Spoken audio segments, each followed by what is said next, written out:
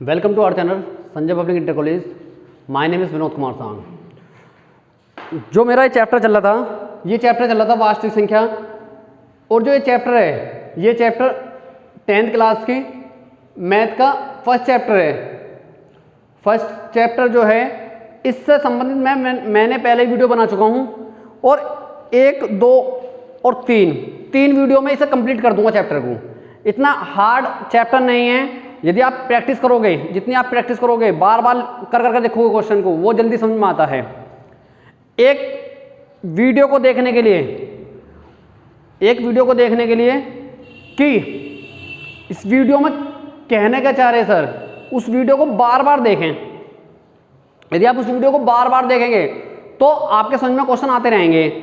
हालांकि मुझे नहीं लगता कि एक बार में क्वेश्चन समझ में आपके आ ही रहे होंगे, कि एक बार में क्वेश्चन समझ में आ रहे होंगे आपके। अब ये क्वेश्चन जो हैं, जो जितने भी क्वेश्चन मैं करा रहा हूं आपको, जैसे मैंने एचसीएफ और एलसीएम के बारे में बताया, मैंने एचसीएफ और एलसीएम होते क्या हैं, कैसे कैसे क्वेश्चन पूछता है, ये मैं बता चुका हूं आपको कैसे कैसे क्वेश्चन पूछता है। अब एचसीएफ और एलसीएम में केवल मैंने वे क्वेश्चन कराए हैं जो हल्के से हल्के लेवल के क्वेश्चन है। अब थोड़े हार्ड लेवल के क्वेश्चन कराता हूं कि हार्ड लेवल में क्वेश्चन कैसा पूछता है। हालांकि हल्के से ही पूछता है और हार्ड से ही पूछता है, दोनों से क्वेश्चन पूछता है बोर्ड में, और दोनों से क्वेश्चन आते ही हैं पक्का। इस चैप्टर से संबंधित ये फर्स्ट चैप्टर है, फर्स्ट चैप्टर से संबंधित कम से कम आपको 6 से 7 नंबर मिलने हैं वहाँ पर बोर्ड में आपको, और वे मिलने ही हैं। उससे ज़्यादा क्यों ना जाएं, उससे कम नहीं आने, कम से कम 7 से 8 नंबर आपको पक्का पर्टिकुलर मिलने ही हैं आपको। अब वे जब भी मिलेंगे आप जब प्रैक्टिस करोगे। आप भाई मैथ क्या मांगता है, मैथ हमेशा प्रैक्टिस मांगता है। जितनी आप प्रैक्टिस करोगे उतनी निखर कर आती है, ठीक है ना। तो प्रैक्टिस जरूरी है बेटा, ठीक है। तो आप बता दोगे एचसीएफ और एलसीएम कि मैंने बताया था कि मैं से व ले से, आप बता दोगे मैं से और ले से। आप बता दोगे, जैसे मैं पूछने लगा हूं कि 16 और 20 का, इन दोनों दो संख्या दे रखी हैं कि 16 और 20 का क्या पूछ ले, मैं से और ले से कुछ भी पूछ ले। यदि फैक्टर वाइज करोगे, फैक्टर वाइज, भाई फैक्टर वाइज क्या होगा, 2 × 2 × 2 × 2, तो आप बता दोगे इसका 2 × 2 × 5, ये फैक्टर बता दोगे आप। अब मैं से, यदि मैं से पूछना क्या, मैं से, तो आप बता दोगे दोनों में यो 2 कॉमन है, 2 और 2 कॉमन है, और कुछ कॉमन दिखाई दे रहा है, कुछ कॉमन नहीं दिखाई दे रहा है। तो आपका मैं से तो आ जाएगा 4, और ले से 2 तो कॉमन ही था भाई, 2 और 2, और लास्ट में यहाँ क्या रह गया, 5 रह गया, तो 5। आप बता दोगे कि 80 आ गया इसका आंसर।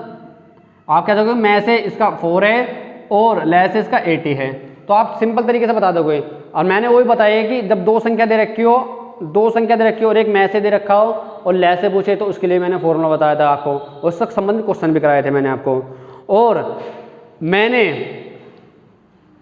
न्यूक्लिड विभाजन या एल्गोरिथम का प्रयोग करके मैंने क्वेश्चन भी कराए थे उसके, कि एल्गोरिथम का प्रयोग करके, कि न्यूक्लिड विभाजन से एल्गोरिथम का प्रयोग करते हुए एचसीएफ निकालो। एचसीएफ का मतलब मैं से ज्ञात करो, वही मैंने बता चुका हूं मैं आपको। अब एचसीएफ और एलसीएम के बारे में बता चुका हूं मैं आपको। अब क्वेश्चन इससे संबंधित तो पूछते ही मैं आपसे, मैंने देखा है कि कुछ सालों में मैंने क्वेश्चन में देखा है कि क्या पूछता है, क्वेश्चन पूछता है कि परमेय या अपरमेय संबंधित क्वेश्चन पूछता है कि परमेय संख्या और अपरमेय संबंध, भाई परमेय संख्या और अपरमेय संख्या के बारे में क्वेश्चन पूछता है वो। जैसे कि क्वेश्चन में बोल रहा हूं कि सिद्ध कीजिए कि √5 एक अपरिमेय संख्या है, ऐसा क्वेश्चन पूछता है। तो है क्वेश्चन पूछेगा, ये क्वेश्चन होगा, वो क्वेश्चन पूछेगा ऐसा है, और ये क्वेश्चन दिखाई देगा बोर्ड में आपको। भाई ये क्वेश्चन आपको कम से कम मिनिमम 4 नंबर देगा वो आपको। अब ये 4 नंबर जब भी होंगे जब आप इसकी प्रैक्टिस करोगे। भाई मैंने बताई थी कि परिमेय संख्या क्या होती है और अपरिमेय संख्या मैंने बताई थी क्या होती है। इनसे संबंधित मैं बता चुका हूं क्या परिमेय संख्या और क्या अपरिमेय संख्या है, ठीक है। तो अब क्वेश्चन ये दे रखा है, सिद्ध कीजिए कि √5 एक अपरिमेय संख्या है। तो क्वेश्चन तो पूछेगा ही वो, तो आपको सिद्ध करके दिखाना है कि परमेय और अपरमेय संख्या आप कैसे सिद्ध करोगे, कैसे नहीं। ठीक है, तो आप देखो कि उसने जैसा बोल रखा है ना कि परमेय संख्या है कि √5 एक अपरमेय संख्या है, सिद्ध करके बताना। तो सिद्ध करके कैसे बताओगे कि हम क्या करेंगे, हम लिखेंगे माना कि √5 एक परमेय संख्या है। जस्ट इसका उल्टा कर लेंगे, परमेय संख्या है, हम जस्ट इसका उल्टा कर लेंगे। हम ये सिद्ध करके दिखा देंगे कि हमने क्या करा, हमें सिद्ध करके दिखाना है कि परमेय के √5 एक अपरमेय संख्या है। भाई मैंने बताया था कि परमेय संख्या और अपरमेय संख्या क्या होती हैं, कि परमेय संख्या जो जैसे कि p/q या 2/3 ये क्या है, ये परमेय संख्या है। और मैं कहने लग जाऊं क्या, मैं कहने लग जाऊं √3/2 ये क्या है, ये अपरमेय संख्या है। ठीक है, तो मैंने बता चुका हूं कि परमेय संख्या और अपरमेय संख्या क्या होती हैं। अब देखो इसके अंदर, भाई आपने मान लिया कि माना √5 एक परमेय संख्या है। भाई हमने मान लिया अपने दौर से, हम बाद में से सोल्व करके दिखा देंगे क्या कहना चाह रहा है क्या क्वेश्चन में। ठीक है, तो हमने जब ये मान लिया तो परमेय संख्या का रूट क्या होता है, √5 बराबर क्या होता है, p/q। भाई p/q के रूप में उपस्थित हो, मैंने बताया था कि परमेय संख्या क्या होती है, p/q के रूप में उपस्थित हो, पर q जो हो ना वो ≠ 0 हो। भाई 0 नहीं होना चाहिए, क्या q 0 नहीं होना चाहिए। यदि q 0 नहीं है तो क्या होगी, परमेय संख्या है। ये मैंने बता चुका हूं आपको। तो p और q एक सहअभाज्य संख्या है, अभाज्य संख्या है। और p और q सहअभाज्य संख्या होनी चाहिए, मतलब p और q की वैल्यू जो निकल गया है ना वो क्या है, वो सहअभाज्य संख्या होनी चाहिए। मतलब कहने का मतलब यह है कि सहअभाज्य संख्या वे संख्या होती हैं जो एक दूसरे से डिवाइड ना हो, जो केवल किससे डिवाइड हो, 1 से डिवाइड हो। या एक कोष्ठक के रूप में मान लो, एक ब्रैकेट में आप लिख रहे हो तो जैसे 2 और 3 ये क्या है, ये अलग अलग संख्या है, ये 1 से डिवाइड होती है, ये क्या है, एक प्रकार की सहअभाज्य संख्या है। ठीक है, तो आपके समझ में आ रहा होगा सहअभाज्य संख्या क्या होती हैं। ठीक है बेटा, आप क्या करेंगे, हम क्या करेंगे, इसका वर्ग कर लेंगे। वर्ग हम लिखेंगे वर्ग करने पर, जब हम वर्ग करेंगे इसका तो √5 का स्क्वायर इक्वल टू p/q का स्क्वायर, हम दोनों का स्क्वायर कर लेंगे। इसका स्क्वायर करेंगे तो 5 आ जाएगा केवल, क्योंकि रूट कट जाता है 5 स्क्वायर से। अब क्या आएगा, p²/q²। हम क्या करेंगे, p क्यों है, q डिवाइड में काय में चला जाएगा, मल्टीप्लाई में, तो 5q² बराबर क्या आएगा, p²। आप देख रहे होगे कि क्या q² के कोफिशिएंट में जो है वो 5 है। तो आप कह सकते हो कि जो 5 है ना, 5q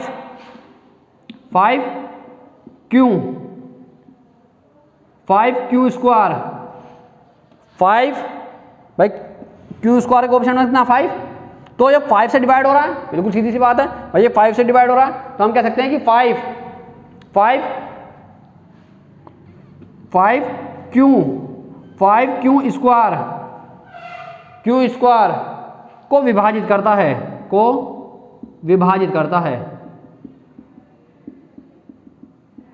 जब इसको विभाजित कर रहा तो क्यों p² को विभाजित करेगा, सीधी सी बात है भाई। 5 जो है यो इसको डिवाइड करेगा, क्योंकि इक्वल टू में, तो किसको डिवाइड करेगा, ये इसको विभाजित करेगा, किसको, 5 जो है किसको, p² को भी विभाजित करेगा।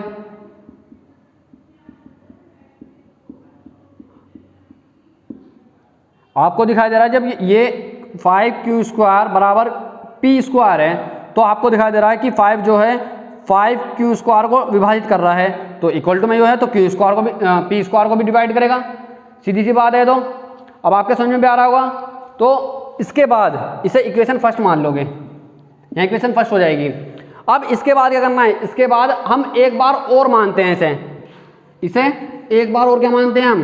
अब आपको दिखाई दे रहा है यहाँ से यहाँ तक कि आपको दिखाई दे रहा है ये, फिर इसके बाद क्या करना है कि p बराबर P बराबर 5K मान लें, क्योंकि Q का कोफिशिएंट भाई क्या डिवाइड हो रहा है, तो हमने क्या माना कि P बराबर 5K हमने मान ले द्वारा। आप क्या कर दोगे, ये फिर वर्क कर दोगे, इसका वर्क करने पर जब वर्क करोगे तो क्या आएगा, P का स्क्वायर बराबर 25 Q स्क्वायर। अब आपने देखा कि समीकरण फर्स्ट से क्या हो रहा था कि P स्क्वायर जो है किसके बराबर है, वो 5Q स्क्वायर के बराबर है, तो वैल्यू रख दी हमने। हम कह सकते हैं कि क्या कि P स्क्वायर बराबर कितने हैं, 5Q स्क्वायर के। तो P स्क्वायर की जगह हम क्या रख सकते हैं, 5Q स्क्वायर बराबर 35 स्क्वायर, 35K स्क्वायर, 5 से 25 कट जाएगा 5 बार, तो Q स्क्वायर बराबर कितना आएगा, 5K स्क्वायर। आपको समझ में आ रहा होगा। अब आपको क्या दिखाई दे रहा है कि Q स्क्वायर का जो कोफिशिएंट, मैं आपको क्या दिखा रहा है, Q स्क्वायर जो है वो किसको डिवाइड कर रहा है, वो 5 से भी डिवाइड हो रहा है, ये भी 5 से डिवाइड हो रहा है। आपको समझ में भी आ रहा होगा। अब देखो इसके बाद आपको लैंग्वेज क्या लिखनी है, आपकी सीधी क्वेश्चन समझ में भी आ रहा होगा कि क्वेश्चन क्या कहने जा रहे हैं। तो आप कह सकते हो कि जो 5 जो है ना, वो 5K स्क्वायर को विभाजित करता है। विभाजित कर रहा नहीं, जब कोफिशिएंट में तो विभाजित कर रहा होगा, सीधी सी बात है, तो विभाजित करता है। अतः 5 Q स्क्वायर को भी विभाजित करेगा।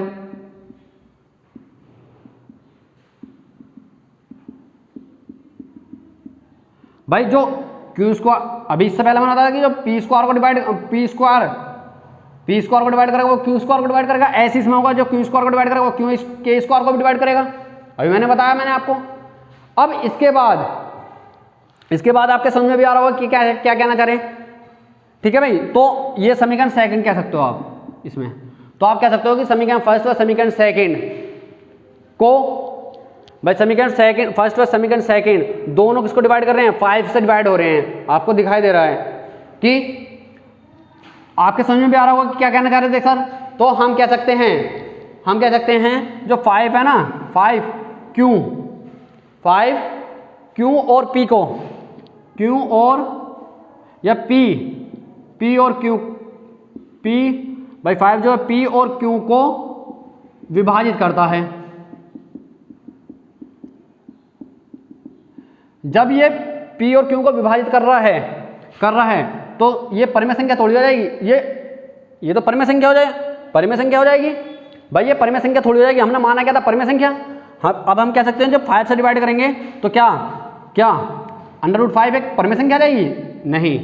जो हमारा क्या कर रहा है, जो माने हुए मान को क्या कर रहे हैं, माने हुए मान को क्या कर रहा है, गलत सिद्ध कर रहा है। तो हम कह सकते हैं P5 जो है P और Q को विभाजित करता है। अतः जो हमारे माने हुए मान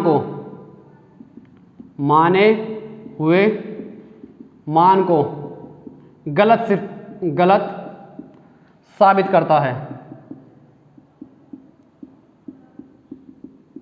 अतः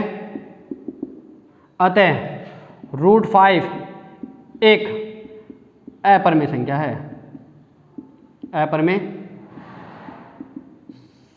है, तो आप बता दोगे ना। क्वेश्चन भी समझ में आ रहा होगा क्या कहना चाह रहा क्वेश्चन में, कैसा क्वेश्चन पूछता है, आपके भी समझ में आ रहा होगा। अब आप बता सकते हो कि √5 दे दे, यहाँ पर √3 दे दे या 3 + √5 दे दे, तो आप उसका सॉल्यूशन कर सकते हो कि कैसे करना है कैसे नहीं, कि आप उसके बारे में पहले उसे मान लोगे, मानने के बाद क्या करोगे, उसके बाद फिर दोबारा पहले मान लोगे, मानने के बाद क्या करोगे, उसका वर्क कर दोगे, वर्क करने के बाद आपको देखो उसके कोफिशिएंट में क्या बच रहा है।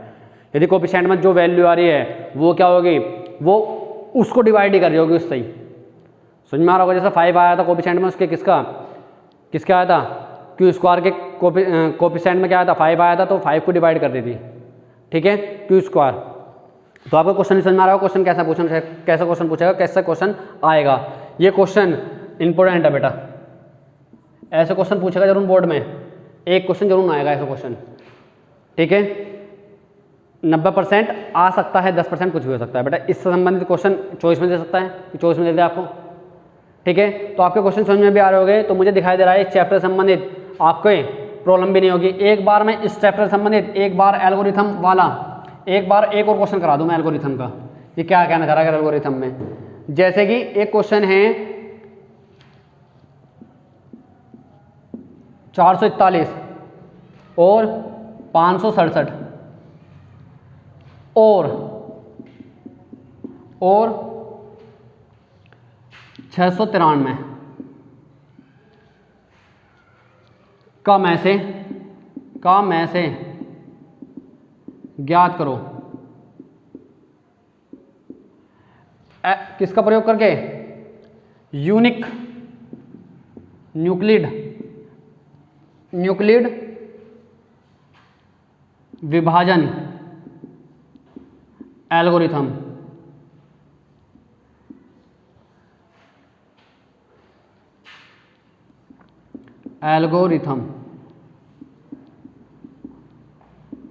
का प्रयोग करके। ठीक है बेटा, मैंने आपको सिंपल तरीके बताया था कि फैक्टर वाइज भी हो सकते हैं मैं से निकाल के, और विभाजन विधि मैंने बताई थी आपको, विभाजन विधि भी हो सकती है कि इससे संबंधित क्वेश्चन आपके आते हैं पक्का। अब विभाजन विधि भी आपको पता चलेगी, विभाजन विधि कैसे करनी है भाई। मैंने क्या देखा कि सबसे पहले छोटा देख लो, सबसे छोटी संख्या क्या है आपको दिखा दी 441 आपने देखी 441 को डिवाइड कर देंगे उससे बड़ी वाली क्या है 567 भाई। हालांकि इसमें आने का नहीं, मैं बोर्ड पूरा ले लेता हूँ आपका। 441 भाई, एक संख्या क्या थी 441, दूसरी संख्या थी कि 567, तीसरी संख्या की जो थी, तीसरी संख्या की थी 567 हो गया, तीसरी संख्या थी कितनी थी 693। अब इनमें सबसे छोटी संख्या क्या है 441, वो डिवाइड करो बड़ी वाली संख्या को इससे बड़ी वाली को। 441 को डिवाइड 441 से डिवाइड करेंगे किसे 567 को। आपको दिखाई दे रहा है एक बार ही चलेगा, 441 बन जाए 441। इसमें से तो घटाएंगे भाई 7 में से 1 घटाएंगे 6 बचा, 6 में से 4 घटाओगे 2 बचेगा और 1 बचेगा, और 441। यदि मैं से 3 बार लेता हूँ तो ज़्यादा बैठ जाएगा क्या? 4 बार लेंगे तो ज़्यादा बैठ जाएगा, 3 बार लेता हूँ मैं से कितना 3 3 18, 3 दूनी कितना होता है 3 दूनी 6, 6 1 7, 3 एकम 3। इसमें से घटाएंगे तो कितना आएगा भाई 11 में से 8 गए तो 3 बचे, यहाँ बचना था 3 13 में से 7 गए, 13 में से 7 गए तो 6 बचे। आपको दिखा दे रहा है 126 दो बार आ जाएगा 126। आपको दिखा दे रहा है पूरा डिवाइड हो गया ऐसे। अब आपको यदि 2 संख्या देता, 1 और 2 संख्या देता तो आप बता सकते हो, यही बता देते हैं कि मैं से क्या आ जाता, फिर उसका मैं से क्या आ जाता, तो आप बता दो 63। परंतु यहाँ संख्या कितनी दे रखी 3, तो जो डिवाइड होगी भाई, डिवाइड होने के बाद जो लास्ट वाली डिवाइड आ जाए भाई 63 आई है, डिवाइड 63 कर रही है, पूरा डिवाइड कर रही है पूरा, तो आपने देखा 63 कितना 693 मैंने एक बार लिया कितना 63 बन जाए 63, बचा कितना 6 3, तो 11। यदि आप 11 बार मल्टीप्लाई करोगे ना इसकी, यदि आप 63 की 11 से मल्टीप्लाई करो तो 693 आता है, जो पूरा डिवाइड हो रहा है। तो आपको दिखाई दे रहा है कि मैं से यहाँ ये जरूर करना पड़ेगा बेटा आपको, जब तक आप क्वेश्चन नहीं करने के ना, जब तक आंसर नहीं आने का इसका, ठीक है। तो पूरा डिवाइड होना चाहिए, 0 होना चाहिए। तो आपको दिखाई दे रहा कि कितना आ गया 63। या तो इस विधि का प्रयोग कर लो, या आपको मैंने फैक्टर वाइज बताई थी उस विधि का प्रयोग कर लो, परंतु एल्गोरिथम का प्रयोग करना है तो एल्गोरिथम का फैक्टर वाइज नहीं करना है, इससे करना है आपको, जो पूरे नंबर देगा आपको। इस विधि का प्रयोग कर लो, या इससे पहले जो मैंने बताई थी क्या कि 567 बराबर 441 गुणा 1 और प्लस कितना 126, और फिर कितना है 441 बराबर कितना था ये, या इस विधि का प्रयोग कर लो 26 गुणा 3 और प्लस कितना 63, या 126 के कितना आएगा, या तो 63 गुणा 2 बराबर कितना 63 गुणा 2 प्लस 0, क्योंकि 0 आई थी, या इस विधि का प्रयोग कर लो। या इसके बाद क्या आ जाएगा 693 क्या करते हो 63 गुणा 11 और प्लस 0, तो मैं से आप बता दोगे मैं से कितना आ जाएगा इसका 63। तो ये चैप्टर मेरी नज़रों में फिनिश हो चुका है और आपके समझ में भी आ रहा होगा क्या कहना चाह रहा है चैप्टर। इस चैप्टर की बार बार यदि नहीं समझ में, एक बार समझना है दूसरी बार वीडियो देखो, दूसरी बार समझना है तीसरी बार वीडियो देखो। ये चैप्टर इतना ईजी चैप्टर है और जल्दी समझ में आ जाता है चैप्टर। इससे अगला वाला जो चैप्टर है वो थोड़ा हार्ड है, हार्ड भी नहीं कह सकते कि जब मैं पढ़ाऊँगा तो हार्ड नहीं लगने का आपको। ठीक है बेटा, तो आज की वीडियो को मैं बस इतना ही रखता हूँ और आपके समझ में भी आ रहा होगा। तो बस थैंक यू बेटा।